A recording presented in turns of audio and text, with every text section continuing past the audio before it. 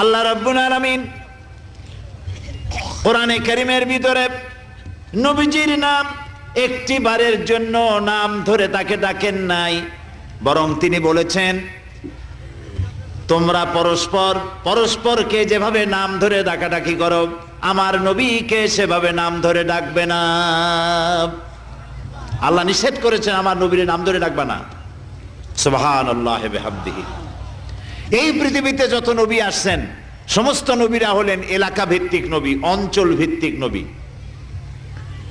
এক এক এলাকার, নূহ আলাইহিস সালাম এক এলাকার, মুসা আলাইহিস সালাম আলাক এলাকার, দাউদ আলাইহিস সালাম আরাক এলাকার, এরকম এলাকা ভাগ ভাগ করা। কিন্তু মুহাম্মদ সাল্লাল্লাহু আলাইহি ওয়াসাল্লামকে আল্লাহ রাব্বুল আলামিন কোন এলাকার জন্য নবী বানান নাই।